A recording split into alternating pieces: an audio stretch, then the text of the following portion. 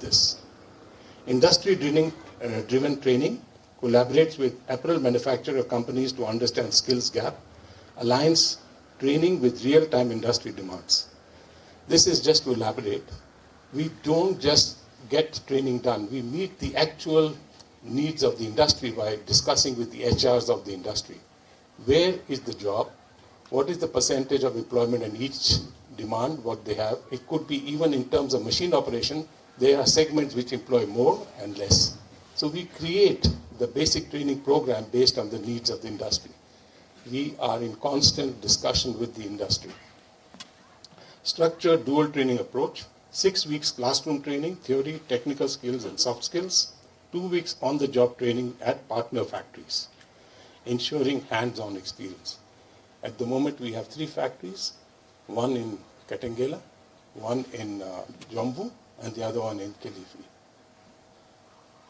Placement and career support, direct linkage with employers for job absorption, continuous mentorship and coaching to help youth to succeed in the workplace. When I say that, mentorship, it is very important not the youth to be left alone when he's employed. We actually job shadow them for 6 months. That means we follow up how they are progressing. We keep discussions with the HR to understand how they are actually getting their productivity and quality of the work. If they need to be further trained, we ask them to come back again. Next slide. So the dual training curricular component integration is first, as I said, the pain points. In the pain points, it adhering to the policies and procedures of the companies. Absenteeism has been mainly one of the key issues which the workers have. So that is one thing we need to train the trainees, how to make sure they come on time and do not have absenteeism in the company. Second is communication and etiquettes, personal grooming and personal health, balancing of efficiency and quality. As I mentioned, that it's very important. Efficiency and quality is taken for granted, that they need to have that quality. Beginning new production. When we say beginning new production, in this fashion and design, designs changes every 3 months. So they must collaborate to understand how they can start new production without losing on production. Curricula has interwoven behavioral and mindset skills with the other life skills training, which include personal responsibility, future orientation, growth mindset, and persistence. Then we also give a background in this training on soft skills on COVID-19, workplace etiquettes, employers' rights, communication etiquettes, and personal hygiene.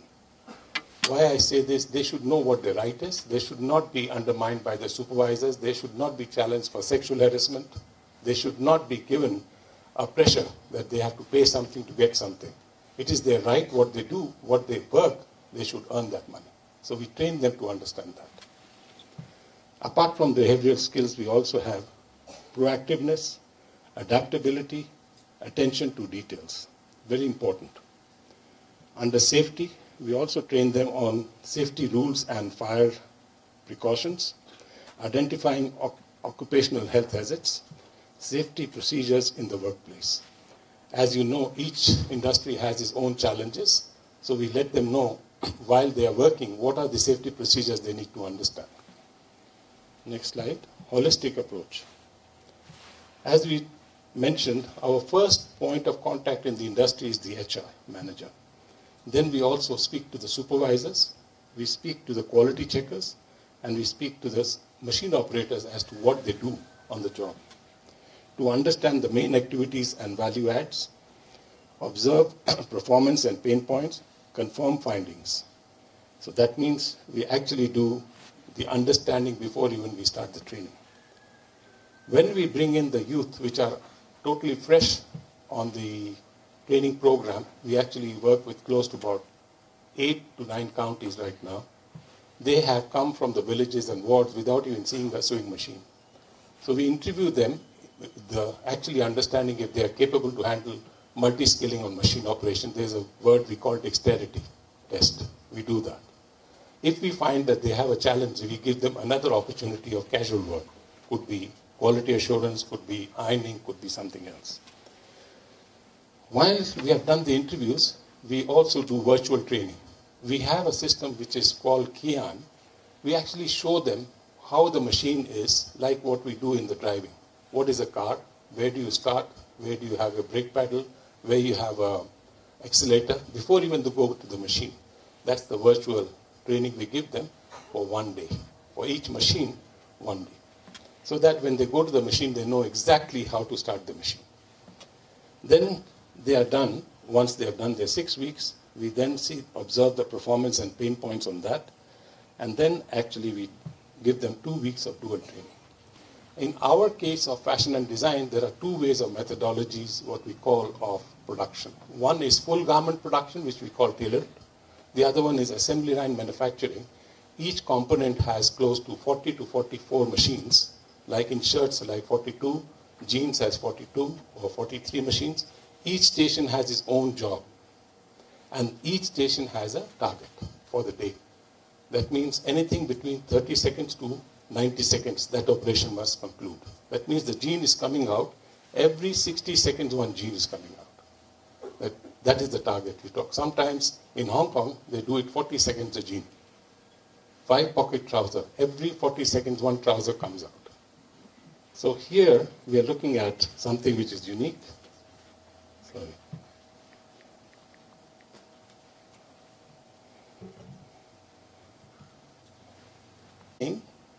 That job shadowing is equally important to actually training.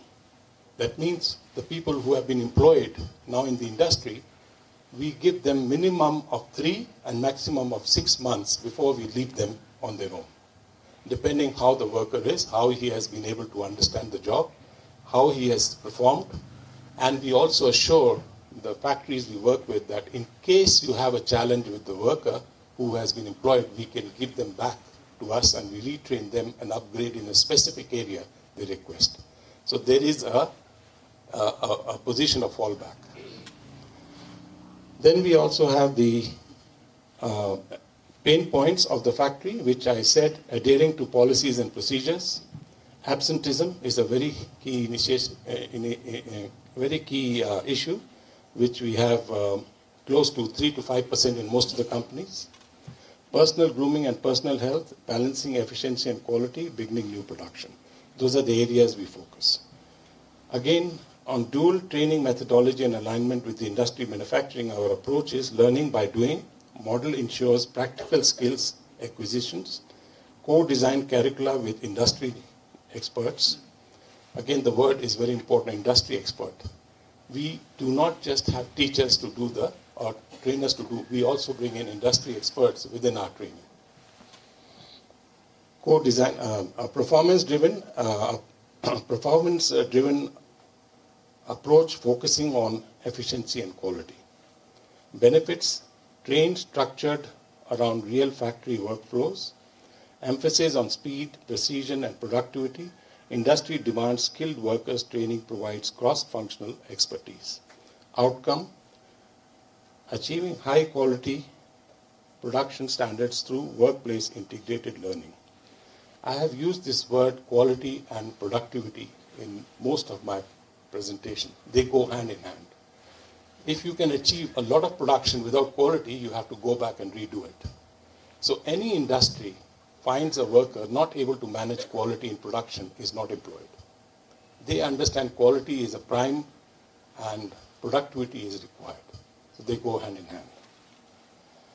I think most of the presentation I have put in a very short, I would say, space. But one thing I would like to mention here, that it is not just a solution in fashion and design that we are discussing. We are discussing for 13 sectors, which have certain common areas where we can work. But each sector has its own pain points, its own way of demanding the workflow and quality and productivity standards. So that, I think, is going to be discussed, I believe, in the breakout sessions. So Dr. Kani, thank you so much. And Madam PS, once again, thank you for giving the opportunity. Thank you very much. It's very simple. Just to take us through a sample of what is expected for us this week. The work ahead of us. what I'm presenting is a level 3 qualification on masonry. This qualification is aimed at producing a mason.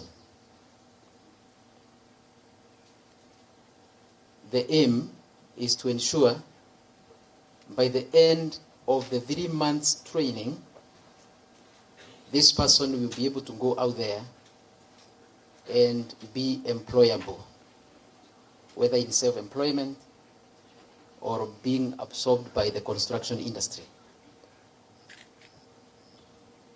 What we have done, as alluded to by Dr. Kanyi, is that we have put emphasis on the core competencies that are speaking to the actual performance of the job. And we have hence integrated the basic skills and knowledge in the core, so that when you are training, for example, the how to perform masonry finishes or wall finishes, any kind of arithmetic, any limited material science that you may need, any technical drawing that you might require, ought to be integrated therein.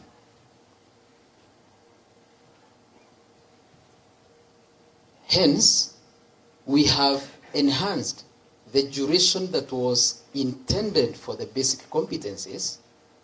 We have used that time to increase the duration for the core competencies.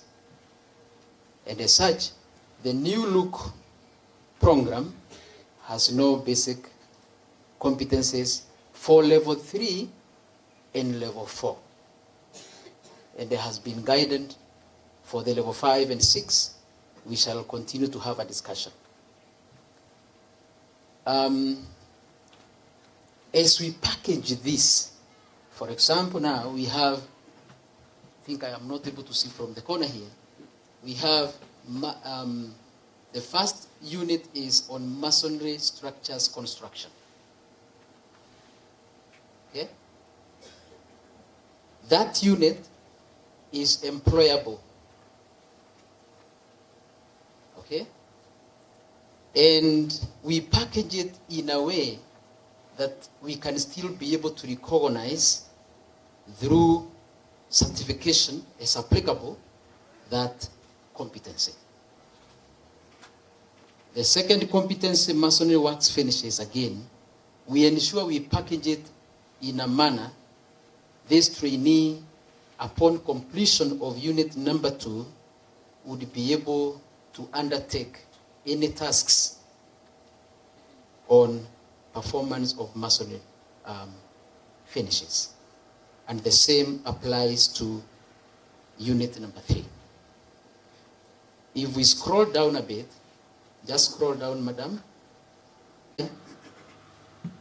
we have the elements that we as curriculum developers, we understand they speak to the learning outcomes in the curriculum, but they are actually speaking to smaller tasks which are equally employable.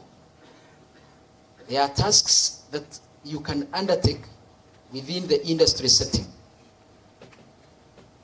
depending on the trade, depending on the trade. Now, look at this. The unit masonry structures construction is broken down into a number of elements: laying, building foundation concrete, the construction of foundation walls, the construction of ground floor slab, and I think the construction of redundant concrete. Reinforced, yes. Oh, reinforced, yes. Reinforced concrete elements. So every unit is broken down to discrete elements. And all those elements are speaking to smaller pieces of work within the industry setting. Now, the time allocation, it must be done in a very rational manner. You don't just kind of allocate, for example, 30 hours to the first and then 30 hours to the second learning element. There is the underlying assumption that we, as expert trainers, and having trained these program areas, we can be able to rationalize and apportion appropriate duration. Just to remind us, that duration does not speak to trainer-trainee contact hours only. It also speaks to duration when the trainee is having practice, when the trainee is doing assignments. Okay? So that duration should be inclusive of the amount of time the trainee requires to develop the competency. Now, what we are expected to do, this is level 3. And the expectation is all our trainees in this trend should start here. So for our level 4 trainees, this will be the module 1. For our level 4 trainees, this will form the module 1 as a package of competencies for them. Therefore, we will be required to determine what will this level 3 graduate undertake to qualify for a level 4 certification. That means we have some work to do. We have some work to do to identify what competencies, in addition to this, would make this level 3 trainee or graduate qualify, so that we do not have him or her to repeat that which was trained in level 3. So, I see Dr. Kanyi coming. That is exactly the task I was given. It's true, Bwana Kanyi?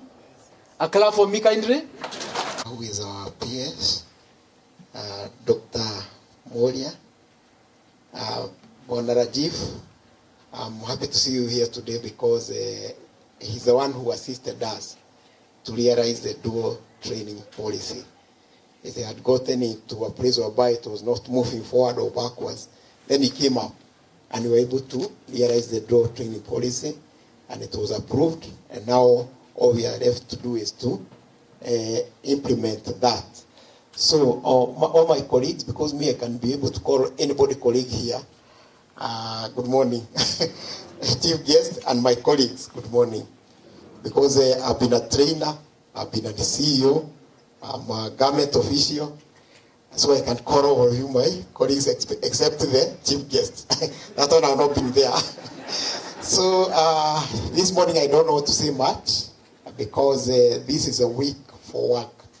But at least I can be able to brag a bit because I belong to that class of people who can be called TVET grandfathers, including my Pagure here. Because we have been there for many years and we know where we came from. And I remember in the year 2008, that's the time we were starting with the TVET reform agenda. And by that time, our rallying call was, or clarion call was, that we needed to have a critical mass of people with a bit of technical skills so that we can be able to ensure that our economy take off. Because by that time, the year 2008, that's the time we lost about 11 TVET institutions to universities. They were stolen by Professor Kitaingen or Professor Egine. So they stole 11 of them, and now we are tending to 0. Because we started with 53, by then we had only 42. So we started to say that now what we need to do is to create a critical mass of people with some technical skills in them. And that is why we were not so much concerned about specialization. So tulikuwa tunataka watu wakikuja tunabatiza, hata kama anaendelea kukunywa pombe tutahubiria hapo mbele. That's the way we wanted it to be. But now we have achieved that critical mass of people, and now what we are driving towards now is to ensure that we are going to achieve that kind of specialization. And that is why now we are saying that we are going to change the gear. Because now from what we are doing, but to achieve that critical mass of people, we have achieved. So if we continue doing things the same way, we are not going to be wise, because I was told that a wise person changes the way of doing things. And if, again, you continue doing things the same way, expecting different results, are you going to get a different result? You cannot. Because already we have obtained our results. We have obtained our output. Now it is that output we are going to take in so that we can realize our outcomes and eventually the impact. You see that? Because as we wanted people with the technical skills. So we were we were talking about maybe the knowledge what of things. That is what we are. And that is why our training became not technical training, but it was theoretical training, because we are talking about knowledge what of things, but now we are talking about knowledge how of things. So we are changing, we are engaging a different gear to ensure that if I am a supervisor, I will not just be telling people, hey, do that one here, do that one there, but if you tell me to do that, I cannot be able to do it. We were saying that some of the people who are supervising, like building technology, if you tell them to put up that building, it is going to come collapsing down. If you tell them to use their own hands, it's going to collapse. But now they are very good at supervising, telling people, do this, do that, do the other. But ukimwambia atengeneze hiyo nyumba, ita collapse on you. Yeah? A joke is told by one of the lecturers. The students who are building an aeroplane, and now it came a time whereby they were supposed to test the aeroplane, and now everybody refused to enter in, but the professor just entered, and he was asked, why are you so confident that they have done the right thing? And he said, me, I'm very confident because from the way I know my students, the way I've trained them, so that is why he was comfortably seated in the airplane alone. So na sisi hapa, I don't know whether that is the way we have been doing things. Such that kama tumejenga ndege kwa your institution, you can comfortably sit knowing that haitaru. Now we are changing the gear to ensure that we shall be sitting comfortably in the aeroplane, because we know that they have done the right thing, na hiyo ndege itaruka, itafika pale inaenda, na itarudisha alive, sidio? So that is why we are today here. And when we are doing the work, we must ensure that that is what we are going to achieve today. Because me, I've been in Tibet, I know what has been happening, and I know where we want to be, and that is where we are going to go, so that we are not going to be a consumer economy. Because in Kenya, we are actually a consumer economy, sidio? Sasa, kama mimi am an engineer, but when you are an engineer, you find that the only thing you can do perfectly is being a salesman, sidio? So, in other words, we are engineers who are hawkers, sidio? Because we get technology from out there, we come and hawk the technology to our people, sidio? So, in Kenya, we are a consumer economy. But now we want to move from the consumer economy to what? To a producer economy. Wabaye hata kama ndio ndege mna produce na mnabebwa na hiyo. Sio ati mnasema tuta produce, alafu tutakuwa tunaonyeshana, then tunaiweka kwa store, then tunanunua ingine huko kwa wazungu inatubeba sisi, sio? So we want to have a producer economy, and that is why we are here today, to ensure that we are going to achieve that specialization in all the areas, so that now we are going to change now from that consumer economy to the producer economy. Otherwise, today I don't want to talk much. I can talk much because today is our... Zaramuria, the PS for the State Department of TVET. And it is with great pleasure I stand before you this morning at a defining moment for the TVET subsector. We are gathered here today to make bold, strategic, and intentional decisions regarding the skilling of Kenyan youth to absolute competencies geared at ensuring expeditious transition to evolving world of work. If you are not going to remember anything else that I'm going to say, I don't mitambo.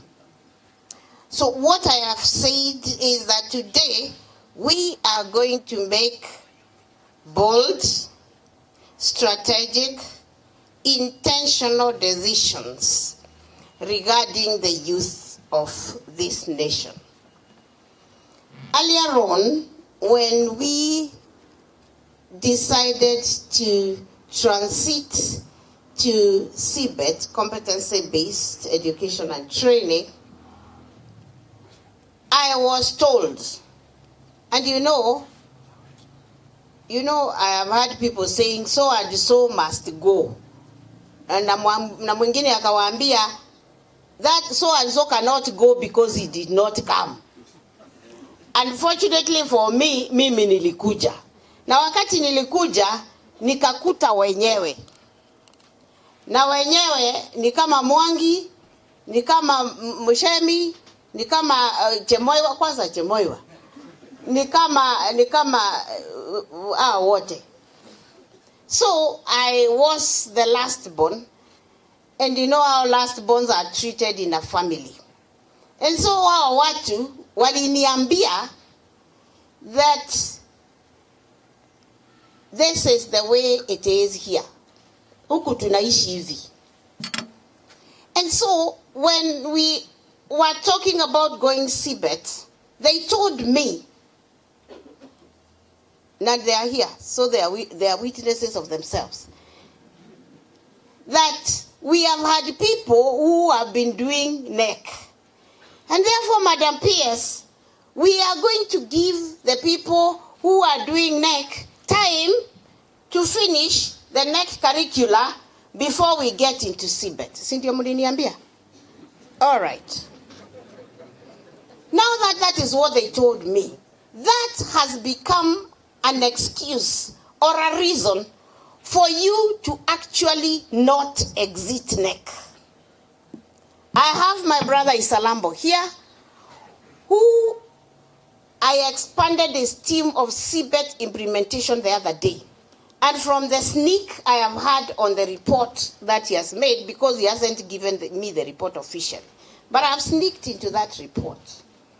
And what is in that report of Isalambo, and he's here, is that some of you, and he has a list of those principals who are still admitting NEC students. And the excuse, the reason you have to do, you are doing that, is because you advised me, and I listened, that, we need to have these NEC people around the institutions to finish their curricula. Now that has become the basis for keeping theoretical training in our institutions. True or not true? You know now what you're going to tell me? Even if we are going to go modular, we have people who we admitted, I don't know for level what. Madam PS, we have to give these people time to finish.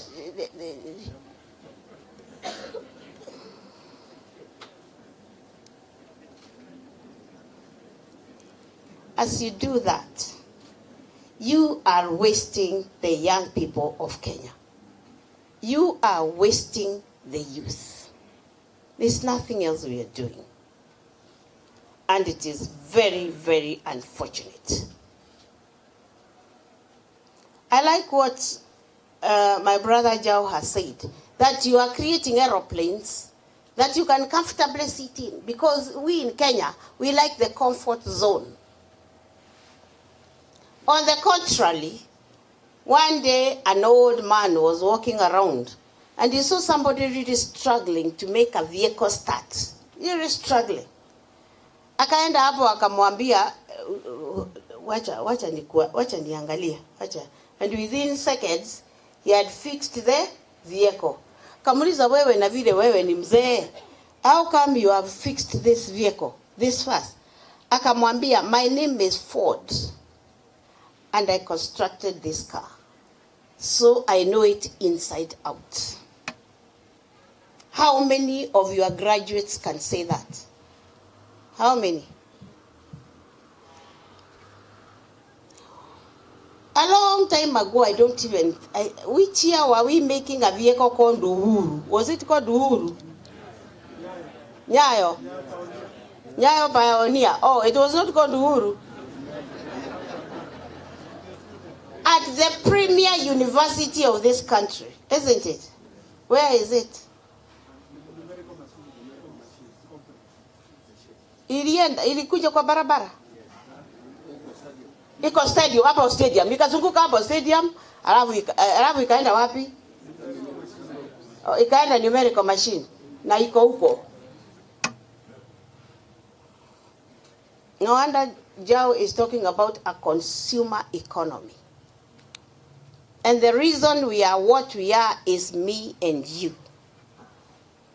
Because all we want to do, I was telling some of you, now I don't know, I don't have a colleague here myself. Okay. Kitenge, are you my colleague? Okay, Kitenge is my colleague. I was telling, you are my colleague?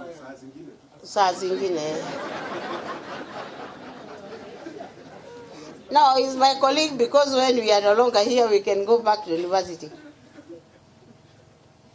We are people who must now make up our minds in, and that is why I am talking about bold, strategic, and intentional decisions. I was telling them that our work is to put on these suits. If I tell all the principals to stand up, they are very smart, very nice. If I tell the ladies to stand up, and mama, they are all looking like Anne.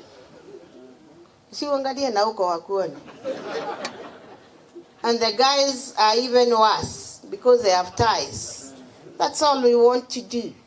And in the meantime, what is our output? What is the output of what we are doing? People who will be interviewed here and they cannot pass because we have been training them. I even told Murithi to remove some things I was seeing on this curricula.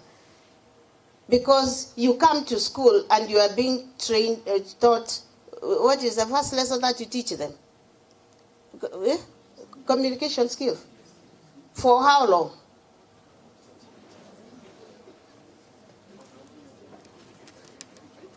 Today marks yet another transformative milestone, much like the significant decision the State Department made in September 2023, and I have said with which we went nowhere. You all come and we meet in such a forum, you tell me how you are implementing CBET, then I send Isalambo to the field. Those are the reports that he brings me.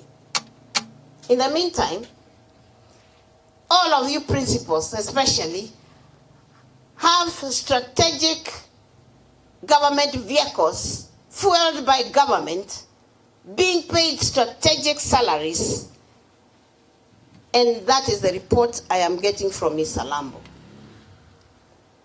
In other words, you are doing absolutely nothing.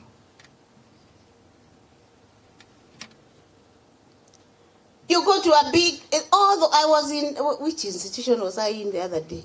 Nyangoma, where are you? Pana, it wasn't Nyangoma, Pana. Siala, where are you?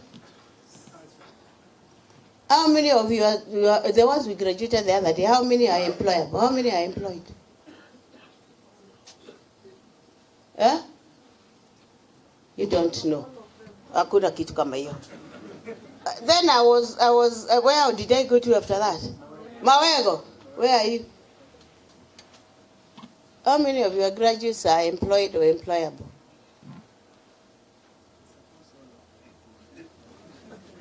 you are supposing. Can you now, all of us, start thinking about what you're going to do or what must be done with the students who are already in our institutions? Because what I am not about to allow you to do, Mwangi, the chair of Kati, is what you told me you should be done with the next students. You told me to allow you to have them. They're still there.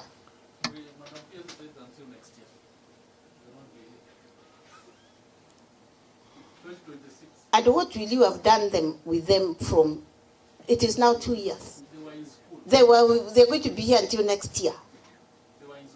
So all that clearing and going where? They're just clearing. And that is all we want to do, Mwangi. Just have people who are here and clearing. Even those you have admitted in the last 2 years, they're going to be here and they're going to clear.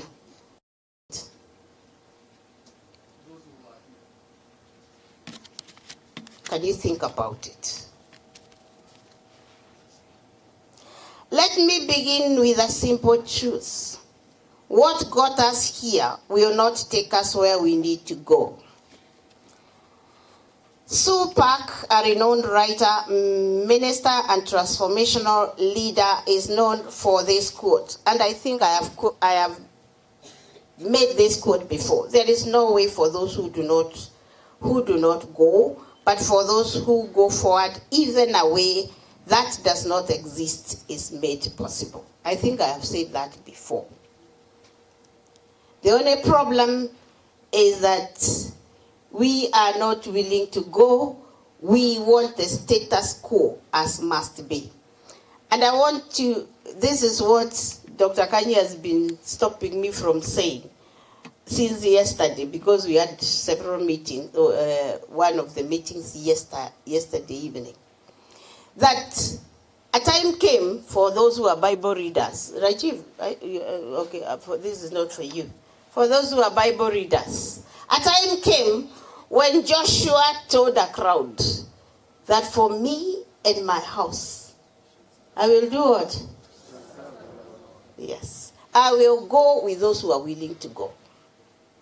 I will go with those who are willing to go. The rest of you, I will allow you to maintain and to sustain the status quo. I will not struggle with you again. I will not. I will pick those who are willing to go, those who are willing to help the Kenyan youth, and I will move with them. I have said when I began to speak that this is a defining moment, and it is. And I will make it a defining moment. Because I am very confident, and some of you are here, that when I came to this space, I tried to have the kind of conversation I am having now, and I was stopped. Because, like I said, I was the last born. And now, after watching for some time, it is going to have to be a defining moment. A moment where, Alice, I will give directions and I will invite those who are willing to go with me, to come with me.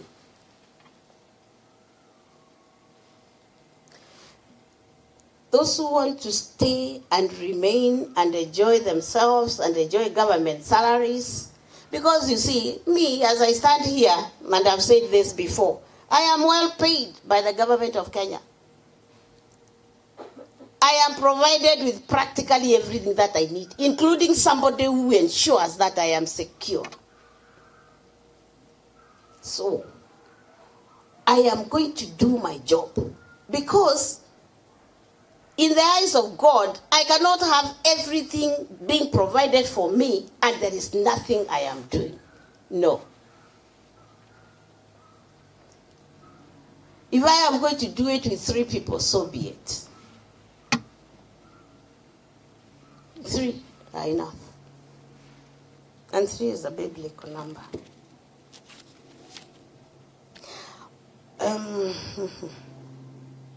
Modularization is not just another policy shift.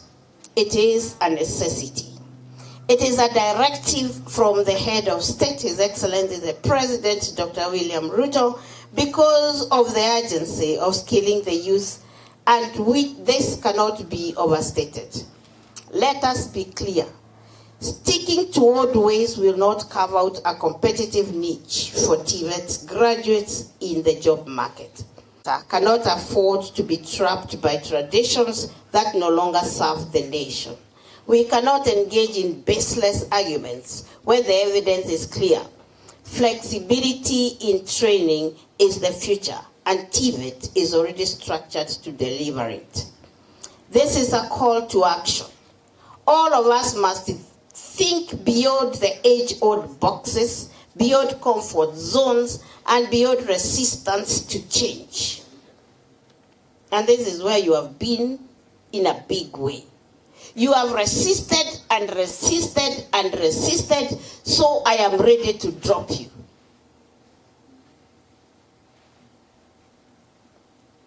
Trainers and leaders alike must rise to the occasion, embrace modularization, and champion a mindset shift that ensures every young person in our institutions gain employable skills that are industry demanded. This is the path to relevance, the path to opportunity, and the path to true transformation in TVET. The time for hesitation is over. The time for action is now. Today, we officially launched the modularization of the CBET curricula into short, examinable competency units that allow for micro, part, and full qualifications. This initiative introduces flexible training programs designed to reduce the cost and duration of training, hence enhancing efficiency and sustainability. The world of work is rapidly evolving to technological advancement. This is a call for continued development of modules for training to address these emerging areas. As developed nations pivot their support towards investment-driven partnerships rather than direct aid, it is becoming extremely critical for us to equip our youth with the right skills to position Kenya as a hub due to availability of a large pool of young, highly skilled and competitive workforce. I was speaking to some people the other day, and I think I said this, in Mawego, where somebody was telling me, and Rajiv can correct me if I am wrong, that the world of industries now are moving to Asia and Africa. And for them, Africa is Kenya. If you forget everything else that I've said, please listen to this. For them, Africa is Kenya. So, as industries come to Kenya, how ready are we? How ready are we? If we had started doing the right things some time back, this nation would be well industrialized now. Because there's something I've said for the upteenth time. But let me say it again. That for those who want to invest, they need 4 M's. They need money, which they have. They need market, which they have. They need machines, which they have. And they also need man. Man is the skilled person. True or not true, Rajiv? So, had we gotten much more serious in coming up with the skilled youth, the industrialists would be here. And they have started coming. Ask Rajiv, he will tell you.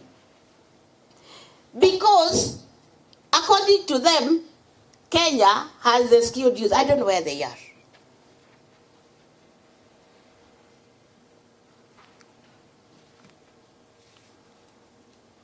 The CBET curricula provides a structured solution. I don't have to restate that.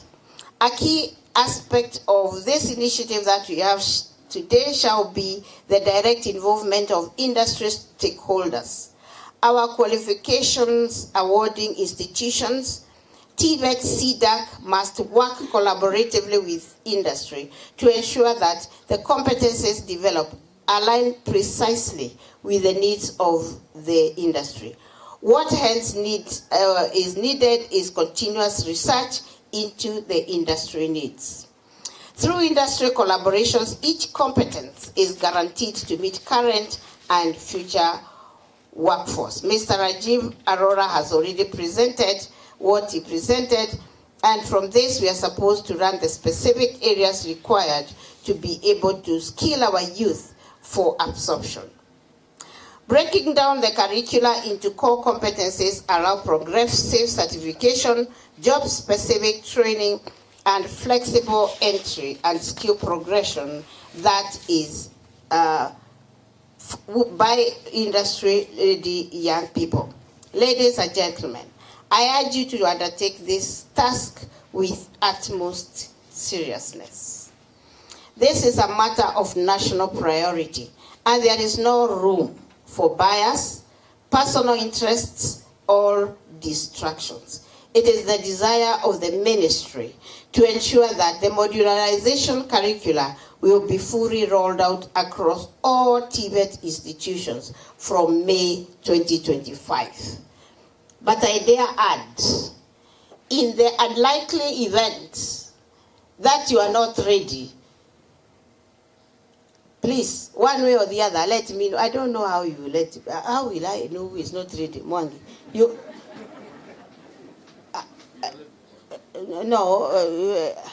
Joyce, unajua huyu ni provincial commissioner. She was promoted the other day. Give Joyce a clap. Joyce before nilikuwa namuita DC. Wewe ni PC ama who is bigger than a PC? You know Mimi, that is what I knew. That's where I grew up. I don't know how, if you're not ready, you can either talk to Joyce. Joyce is the administrator. She'll let me know. Oh, this one. Oh, who else? Yes. Isalambo. Apana, they cannot touch Isalambo. They know Isalambo and me is one thing.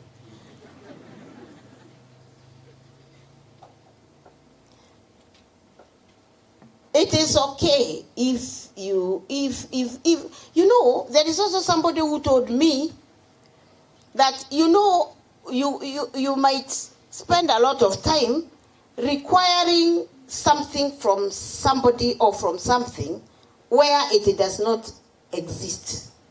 For example, I might spend a lot of time, Donna, stand up. I might require a lot of time expecting Donna to get something from here.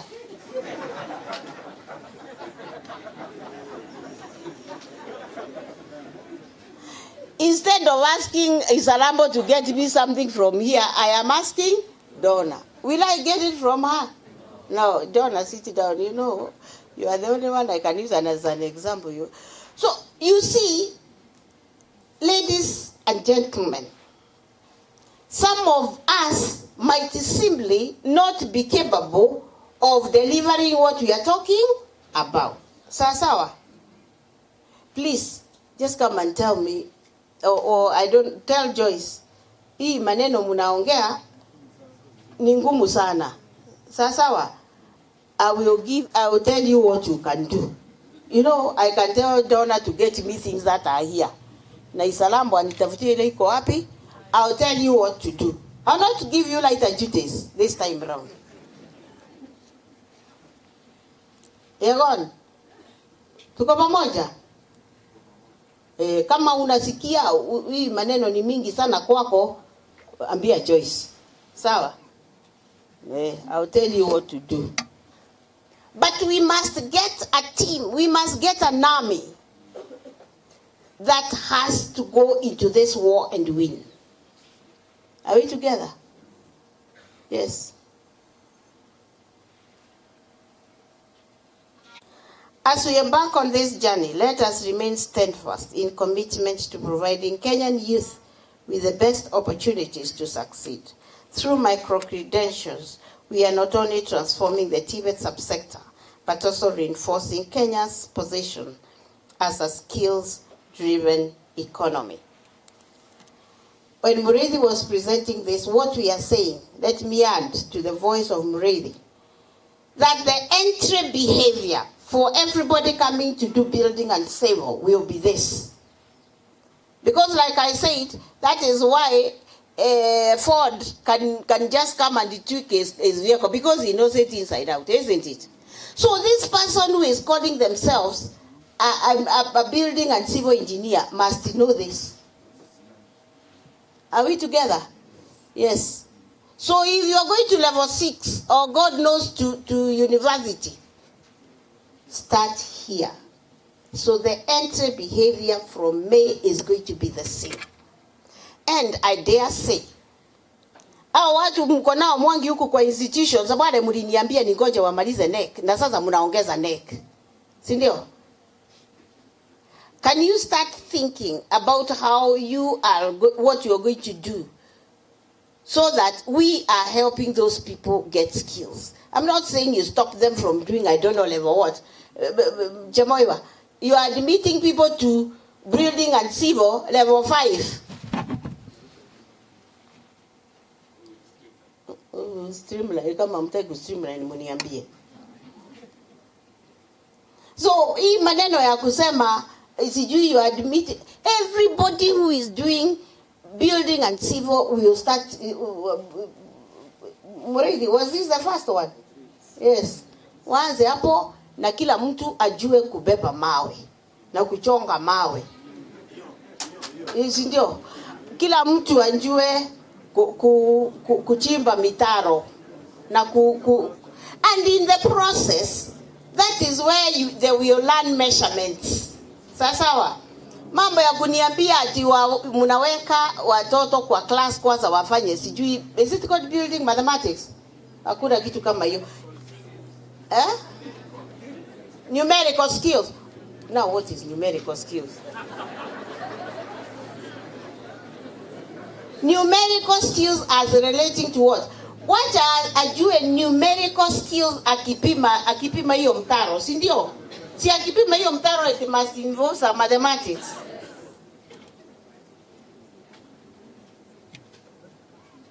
As you are putting a class like this one, you are teaching them communication skills. Communication skills relating to what? As relating to what? When you go to Rajiv's class, he is teaching communication related to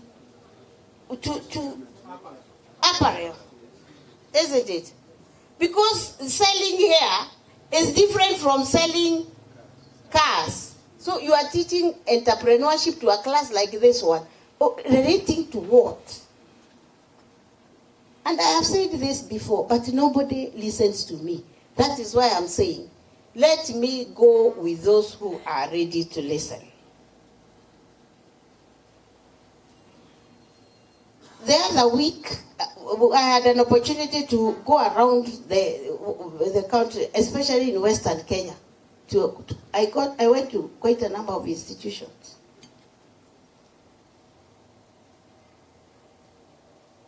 I'm trying to see whether the people here are here before I continue talking. But anyway, when nitapelekwa wapi? And some of them, even the person who is at the reception,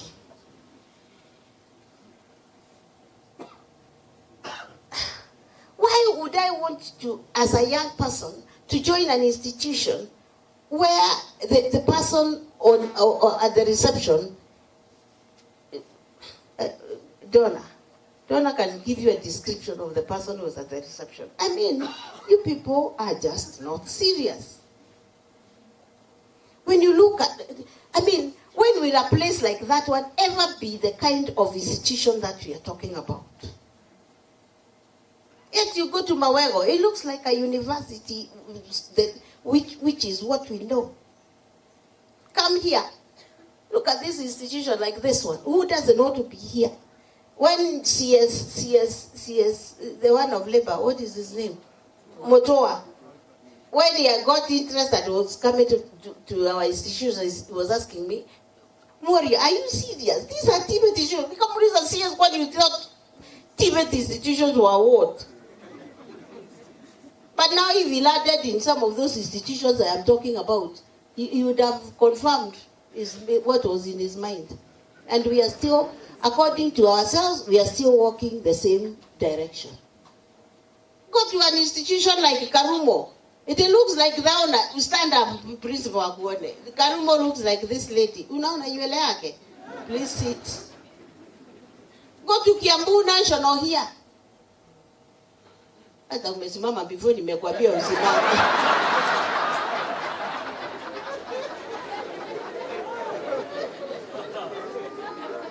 Even when you look at the wall surrounding Kiambu National Polytechnic, it is beauty in itself. And that principle I'm talking about, I'm not naming that one. And when he came to Rift Valley National Polytechnic, CS, you know, he came and asked me, when did we ever come up with this institution? Nikamwambia, go to Kabete. So what I am saying, ladies and gentlemen, is that there are places we have gotten it right. That I agree. Tetu is a small institution, and uyo wako nyuma yako, Nachu, they don't even have land. Their land is stones. But you go to those institutions, no wonder they are manned by ladies. Sorry, gentlemen. No, okay, I have withdrawn that one. The places are nice. You go to Eldoret National, you even don't believe where you are. But now, there we have gotten it right, Rajiv. We have got institutions like this one all over the country. But what are we doing inside there? Eh? That is the hardware. The hardware is okay. Now let us talk about the software.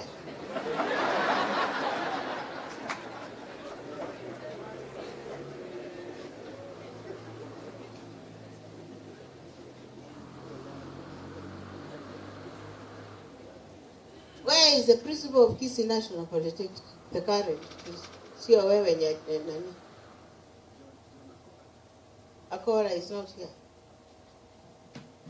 I was there the other day, and that place, I don't even know why there are so many. No. Even the security there. You are there and you feel nice. So a few of our institutions, but majority are good. That is as far as we go. So can we start thinking the same thing about the software?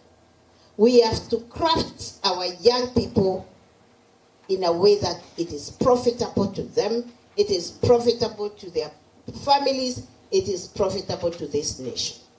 And let me tell you, we don't have a choice. We don't have a choice. I have read and I have said this is a directive that has been made to me 3 times. And I've been making fun that, that 3 times, I may survive. I don't know whether I'm going to survive next time. So let me do my work. Let me do my work. You see, he gave me that directive the 3rd time when we were on the verge of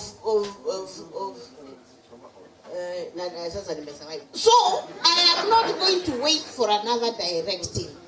I am going to pick those of you, like Joshua, who are ready to go with me. So that I can. And every 3 months, ladies and gentlemen, where is Moshiri? Oh, I thought you needed a coup and a photo. Moshiri is from the CSS office. And every 3 months, you are going to make returns of the people you have trained and certified. And in whichever competency, you are going to make that return to the CS. And Moshiri will be the desk officer. Through me, every 3 months, starting May. So that's why I'm saying, If you are not ready for the job, please let me report that so and so is not ready. So and so is not ready. So give me the returns of those who are not ready. Your CS, na mimi tujue, we are not expecting any returns from these ones. Sawa sawa. Na tutakuuliza, you can treat that the way you want. We will not bother you. Because after all, I said, I cannot expect the donor to get me something that is up there. Sindio? So just tell me, you can write and say you are not capable of doing that. And you trainers, please, if you are a trainer, stand up. Oh, you are three. Well, you are a principal, you are not a trainer. Oh, you are. I am coming to you. Nyinyi trainers, I have reliably learned that your work is to give these principals headaches. Some of them, listen, some of them are known to suffer blood pressure. Because actually I was told, and I asked Dr. Mwangi, I have reliably learned, there is even a trainer from this institution. I am going to have that conversation with Mwangi, who even said, I am not going to train anything else other than what is neck. I have that intelligence. I am going to find out who that is. And I will give you your jobs. I will give you your responsibility at neck. No problem. You are so obstinate that these principals try to tell you the direction to go, and as long as you have a permanent job, I don't know what a permanent job means, employed by Public Service Commission, you are not listening. I want to repeat this. I don't know what a permanent job means. You can have a discussion with me about that if you so wish. Stop giving these principals a difficult time because you do not want to train the way they are telling you to train. For heaven's sake, if you do not want to learn how to train right and train right, please let me know. You can give those returns through your principals. Especially those of you who are employed by the Public Service Commission. You are the most obstinate. Because according to you, mutapelekwa wapi, that is fine. If you ask these principals, I told them I'm going to give them lighter duties. And you can ask them. You can ask them. Some of them were here, they are no longer here. And I said, I have a job to do. And for heaven's sake, I'll do it. So, I am going to continue collecting more intelligence because I am not going to allow you to give these people blood pressure. I will help them. Wengine, ni hawa karibu wa rika yangu, because you are almost going home, you cannot be told anything by anybody. Please come, I give you a letter to go home earlier. And you'll go with your salary. And that is fine. That is okay. Even those who came in the other day, and you do not want to do work as it is supposed to be done, come. I'll give you a letter to go home and you will continue earning your salary. No problem. But leave us who want to work. Sawa sawa. Songa kando. Songa kando.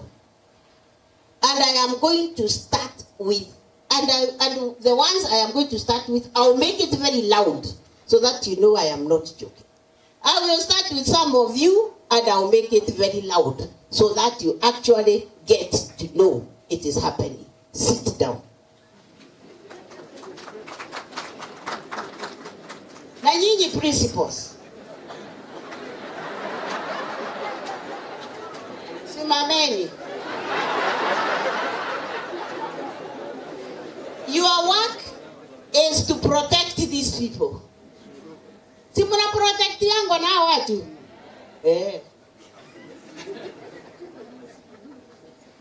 Your work is to protect them. And do you know why you're protecting them?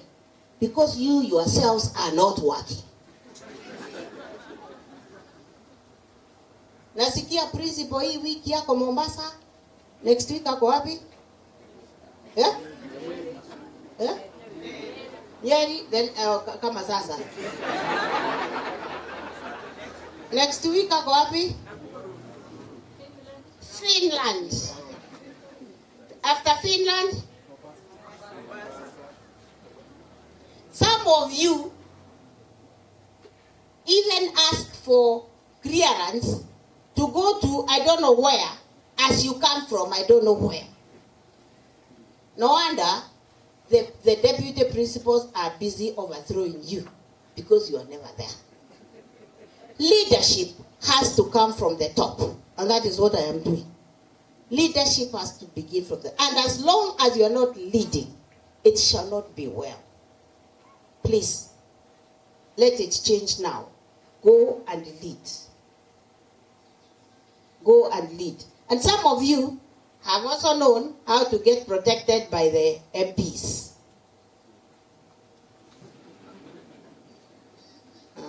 MP mgani anaipigia simu, huyo unajua ni wapo kwetu, unajua sijui ni yeye alikuwa campaign manager wangu. You even have time to be campaign managers for your MPs.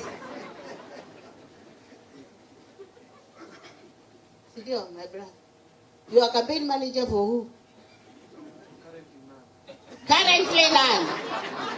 He has said currently none. But formally, he has said currently none.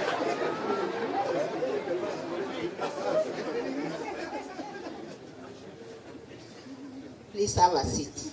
We are just talking. We are just having a good conversation. So please, what I am trying to emphasize on is, let us all realize, our directors wako endikota kwangu hawa, they are the worst. They do nothing. Kanyi, where?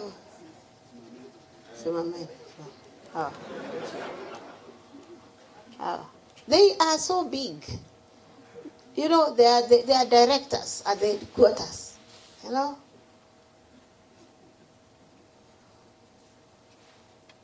Lakini wewe uko sawa, sit down. Hata Dr. Kanyi ananipanganga vizuri, wewe kaa chini.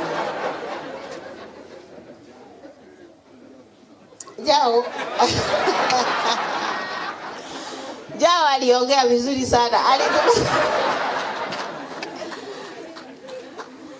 Mushiri ni wa, unajua mushiri ni wa ile ofisi iko juu yangu. So this one I cannot talk about. So ladies and gentlemen, that was on a light touch. But what I have said is that please, we are going to have to take a very strategic direction. Dr. Alice Kande, this one, even if I touch everybody, this one I wouldn't touch. She is doing for us, what is the policy called? Micro-credentials policy, which we found was working very well when we had a workshop sometime in Congo last year. Yes, and from that time we agreed that we are going to do a policy on micro-credentials. And it is very important that she's listening to what we are saying, because this, what you are doing, goes into that policy. So please, Dr. Tarno, nilikuambia ufundishe walimu. Dio, this one, for those who do not know, wacha kukaa chini. This one is the CEO of the Kenya School of TVET. So is the one who is supposed to be training you so that you train the students. And our trainer, nakuja nani, how many have you trained now? 8,000. 8,500. Na mukitrainiwa Kenya School of TVET, munakuja, munaenda back to institutions na munalala. I want to suspect you have, maybe you have done your work, I don't know, I'm not really sure. Professor Kitainge left the universities, in other words I am only introducing, angalia huko ndio watu wakujua. Professor Kitainge left the universities to come and do curriculum development, assessment, and certification. This one is our neck, CDAC. Kaa chini.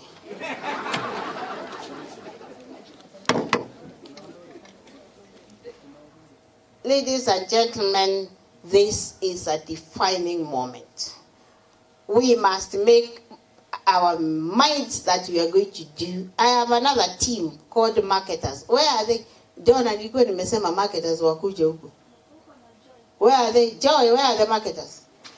This is a team that I have put in place to ensure that by the end of the year, we have 2 million students in our institutions. This team. And some of you, principals, are not cooperating with them.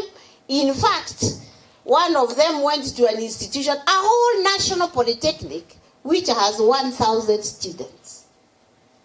And the principal has the audacity to tell the marketers, I don't need you. Don't worry, he now has lighter duties. Because those are the kind of, what can you call it? Impunity. That is, and after that, he went and reported me to the MP, the chair of council, the chair of council. Now what can the chair of council do to me?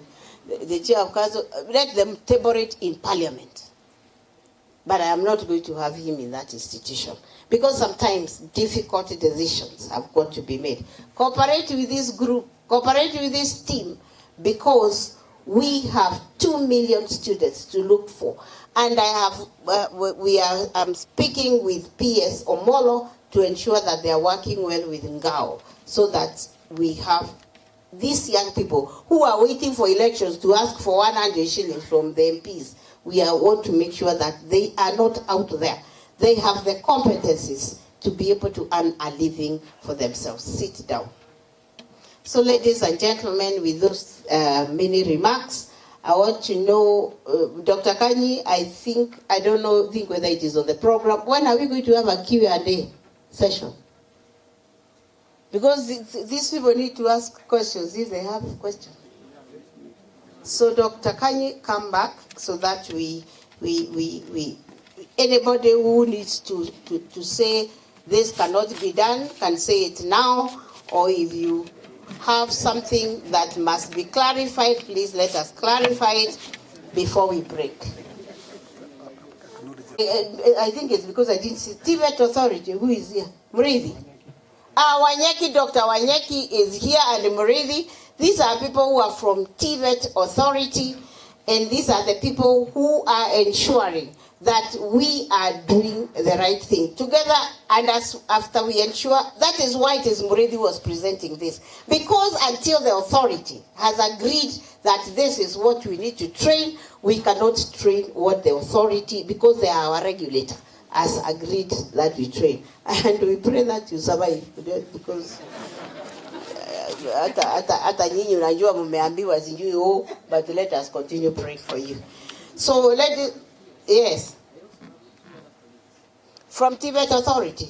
Yes, Simameni, TVET Authority, do the right things. And after we train and certify the work of Dr. Kande, wachana na Alice. The work of Dr. Kande is to make sure that these qualifications are anchored within the framework, so that anybody who doubts that this certification is authentic, then we can check on the framework, because we have said that the authority is here to make sure we are doing the right thing, and the framework will anchor it within the qualifications framework, so that the qualification is absolute. Anybody else have left out? Who? The other teams, the other team. We are talking about curricula. Again, these are the people who will be in that team to ensure that the curricula that we are talking about is as should be. Hatutaki kufanya anything kienyeji. So TVET CDAC, because they are the curricular developers, they are going to help us to ensure that the curricula we come up with, again, is absolute. Asanteni kwa kukuja. Dr. Kanyi, who is the other one? KNQ, you also have some people. Where are they? Very good. Again, I have said these are the people who will ensure that what we want to place on the framework is well done. Unajua, you have seen people from very